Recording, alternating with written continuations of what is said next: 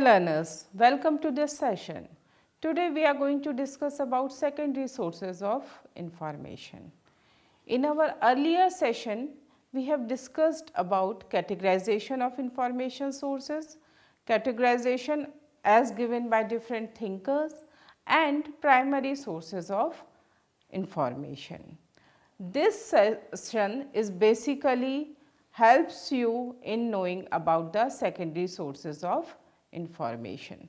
The basic objectives of this session is to articulate the advantages of secondary sources of information, to highlight the main types of secondary sources, to outline some of the main examples of secondary sources of information, and to help the readers or the users of information to recognize these secondary sources of information. As we have discussed in our earlier sessions also, we divide information sources into two parts: documentary sources of information and non-documentary sources of information. In documentary sources of information, if we do the categorization according to their content, then it will be of primary sources of information, secondary sources of information, and tertiary sources of information. So, today our focus will be on secondary sources of information. These secondary type of information sources is generated by gathering information from primary sources. The information gathered from primary sources is compiled in systematic order and published in the form of books, journals, etc. These types of sources are known as secondary sources. If you remember, primary sources are first to publish in the production cycle. They report the original, updated and first time published contents. These secondary sources, they compile the information given in primary sources. That is why they are known as secondary sources of information. A secondary source interprets and analyzes primary source of information. These secondary sources of information offer an analysis or an restatement of an event or discovery described in primary sources. They interpret, explain or summarize primary sources, means their existence totally depends upon the primary sources. Whatsoever is there in the primary sources, secondary sources are consolidating it, compiling it, summarizing it, explaining it and presenting it in a different repackaged format. Now, coming some of the features of these secondary sources of information. These secondary sources of information, they present the in-depth analysis of primary sources of information. They summarize, evaluate and analytically interpret primary information and present it in a personalized perspective. They are not just evidence based, they are useful sources of information to give the information as contained in the primary sources of information. These secondary sources of information, they are the published works, means they are not unpublished, they are published and they gather information from the primary sources which can be used to locate additional information about the research. Then let us see some examples of secondary sources of information. We have biographical works, we have commentaries, criticisms, histories, magazines and newspaper articles, except eyewitness accounts, original reporting or analysis.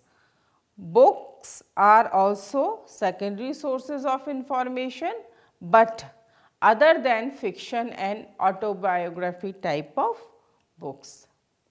Similarly, bibliographies, reference books including dictionaries, encyclopedias, atlases, articles from magazines, journals, newspapers, etc.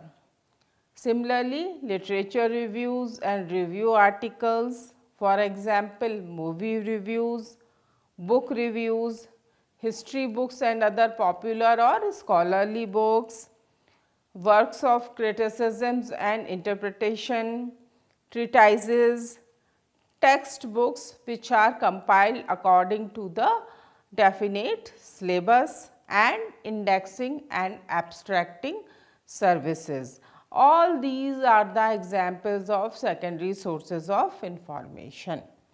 Now, we will see the main type of secondary sources of information one by one. In this category, the first is secondary periodicals.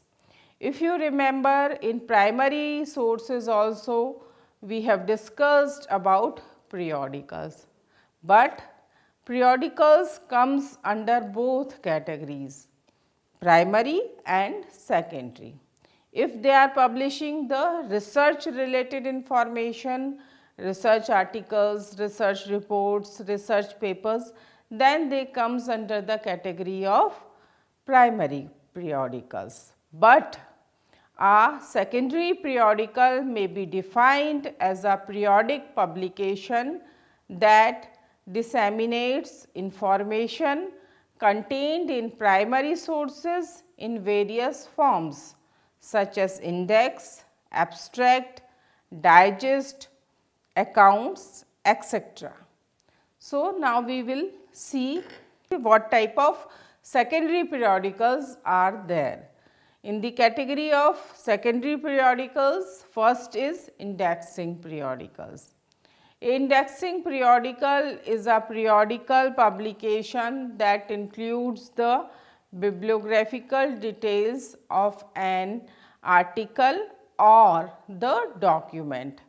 It does not provide any abstract, means a periodical which is just containing the indexing part, not the abstract part of other publications, is known as a abstract indexing periodical.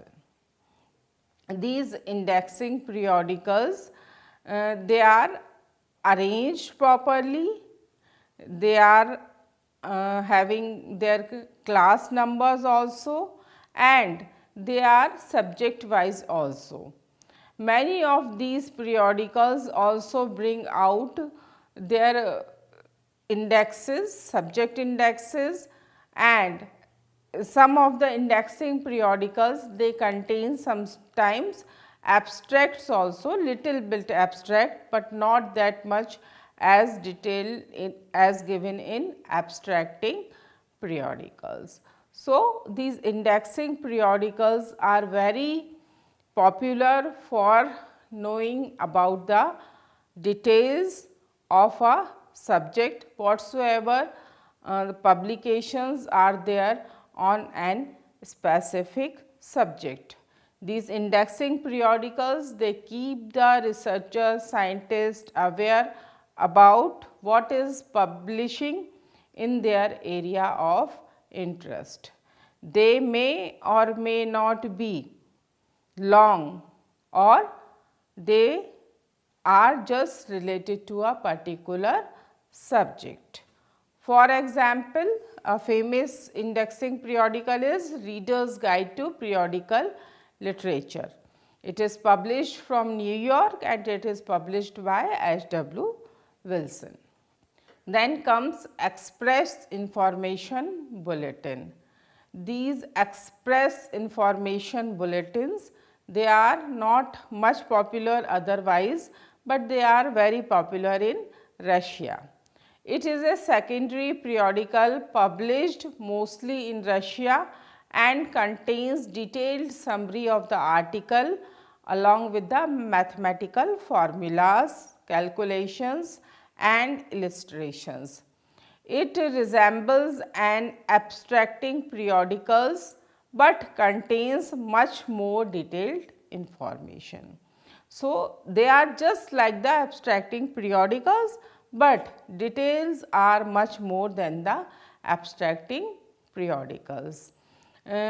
These express information bulletins, they are devoted to narrow subjects like science and technology, computer engineering, informatics, radio engineering, etc. Means they are related to very specific type of subjects.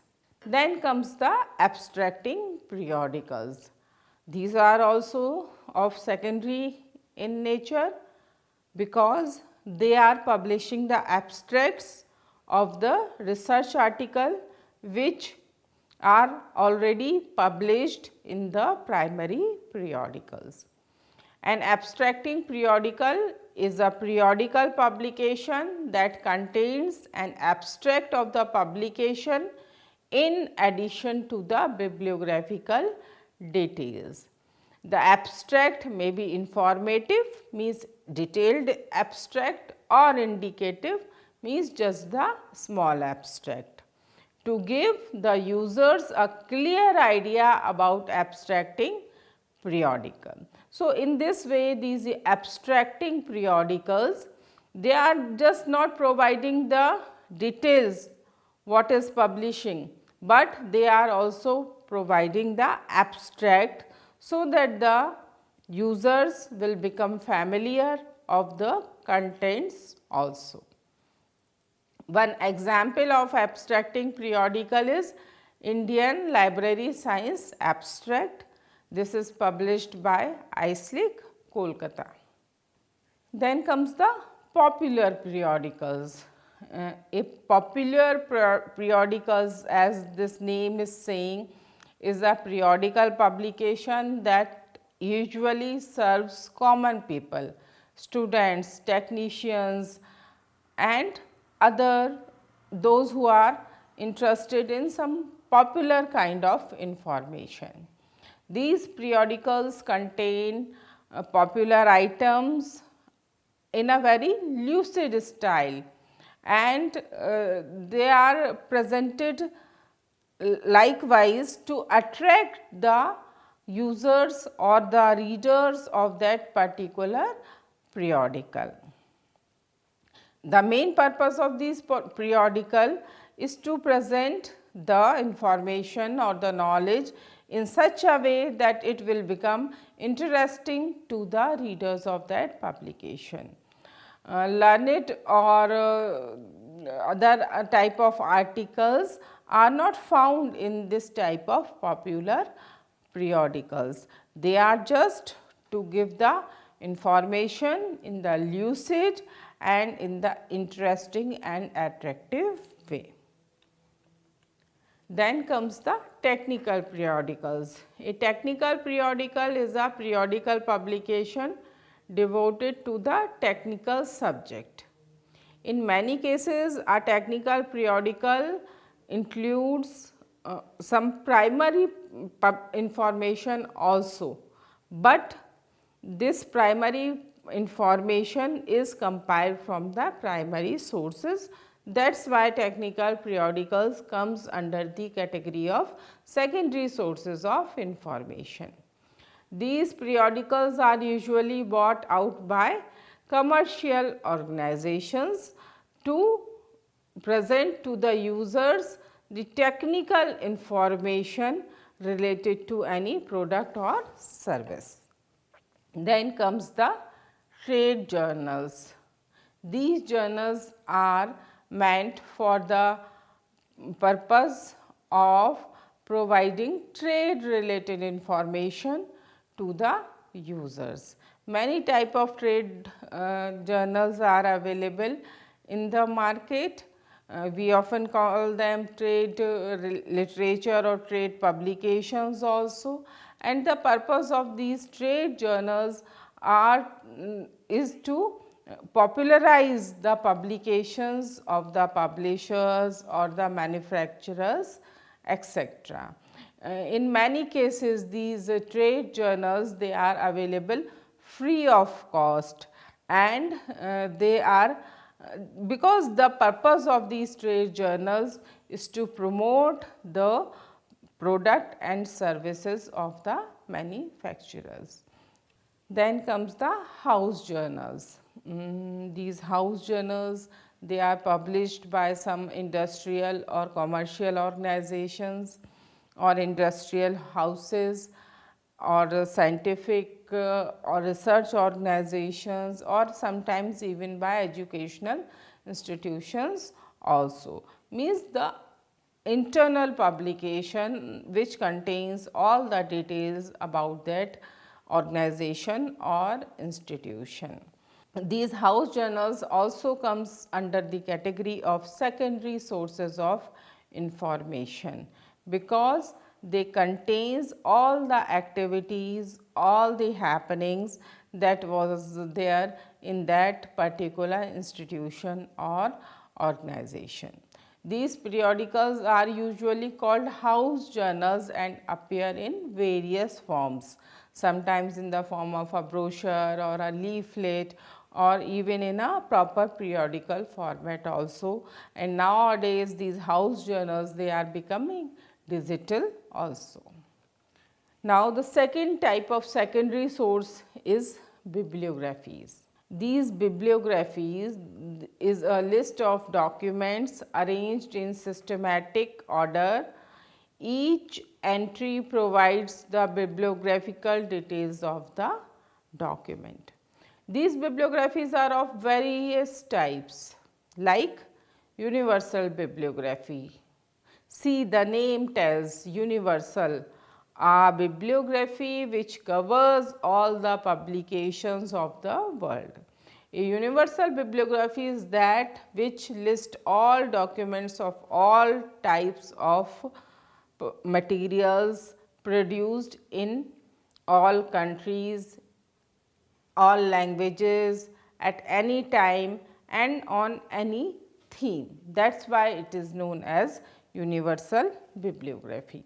Then comes the national bibliography. Universal means of the whole world, national means of a particular nation. National bibliography lists the publications produced from a nation. They may appear in the form of a book or a periodical. It does not however list all the publications sometime, but generally it covers all the publications of a nation.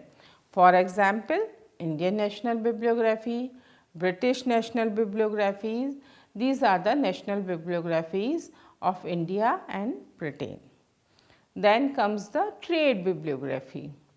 These trade bibliographies are bought out by commercial publishers like booksellers, distributors, printers and other types of publishing related agents. Normally these bibliographies list books which are meant for sale. The scope of these bibliographies is generally national.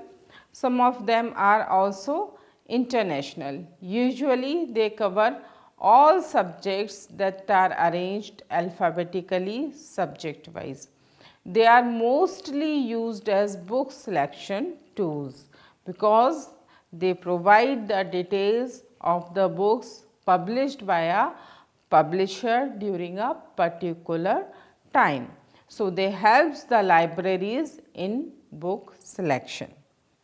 Then comes selective bibliographies. A selective bibliography, this is a specific type of a bibliography. It does not cover all the documents on the topic. They are selective in nature and this selection is done based upon some criteria. These bibliographies may appear in the form of book or a periodical. Then comes the bibliography of early printed books.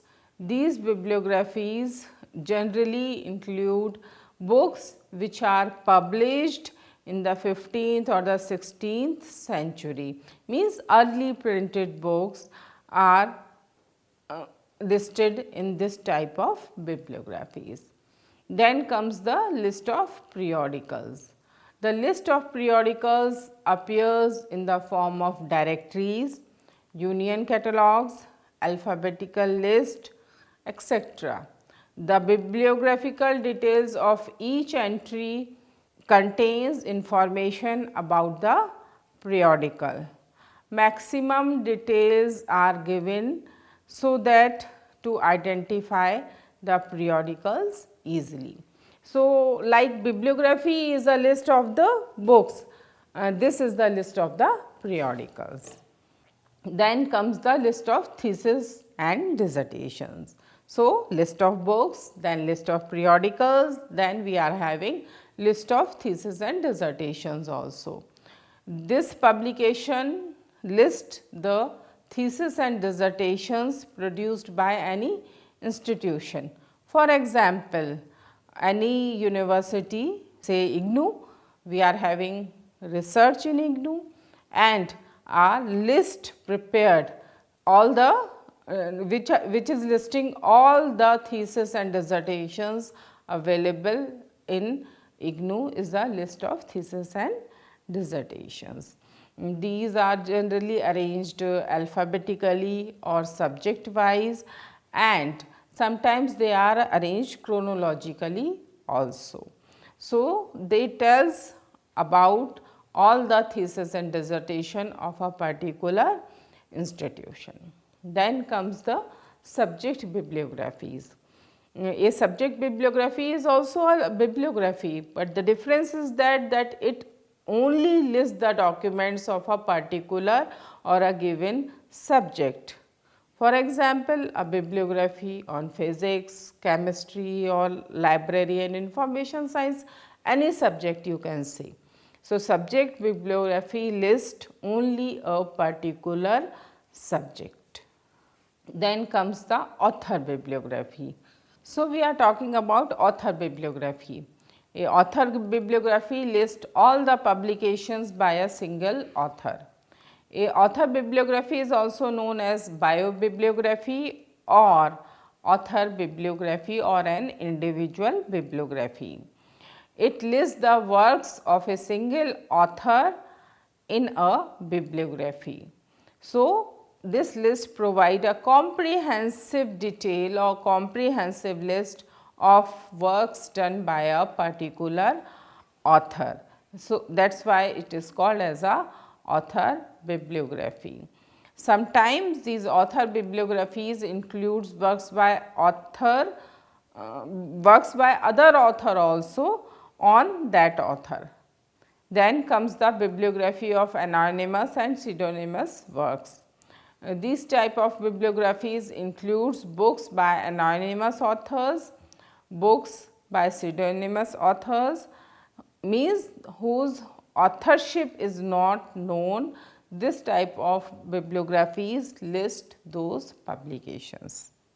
The third category in secondary sources of information is list of research in progress. It is a list which tells about the research going on in any specific field, like research organizations, institutions, laboratories, universities, they are doing research. Higher education institutions, they are doing research, they are engaged in research, and this list tells us about the research which is going on in these organizations or institutions.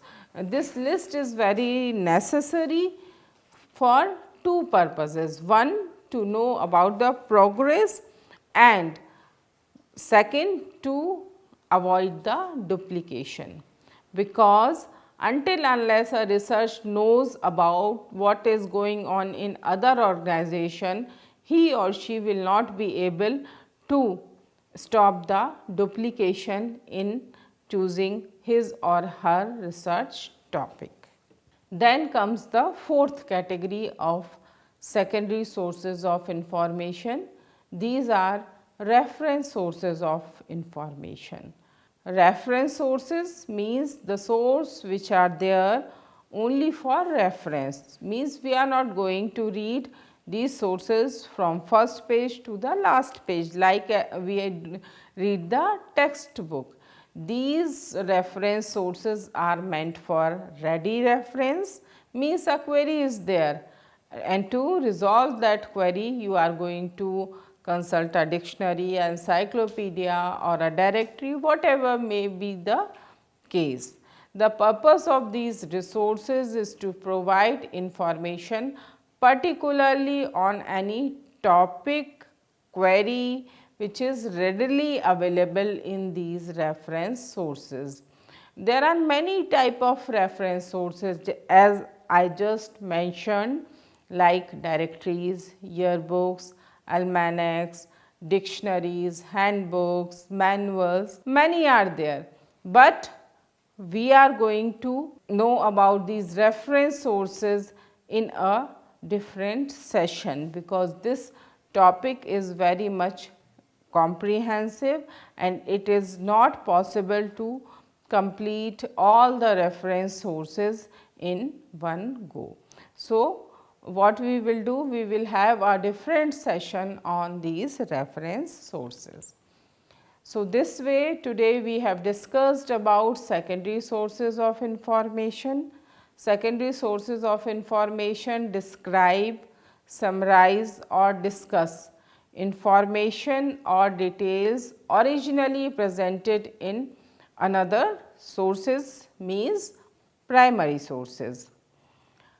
In most of the cases these secondary sources of information, they are totally based or totally dependent on the primary sources of information. This type of source is written for a broader audience and will include definition of disciplines, specific terms, sometimes they include history, sometimes they include some theories and principles, summaries of major studies and events and other related topics. So, use of these secondary sources of information give a overview of a topic. They are very useful to know about the primary sources of information. They provide a type of a bibliographical control for our primary sources of information, because in absence of secondary sources of information, a researcher or a user will not be able to know about the primary sources, how many primary sources are available for his or her use. So, this way these secondary sources of information are equally important for our researchers, scientists and users. In the next session, we will discuss about the reference sources of information. Thank you. Happy learning.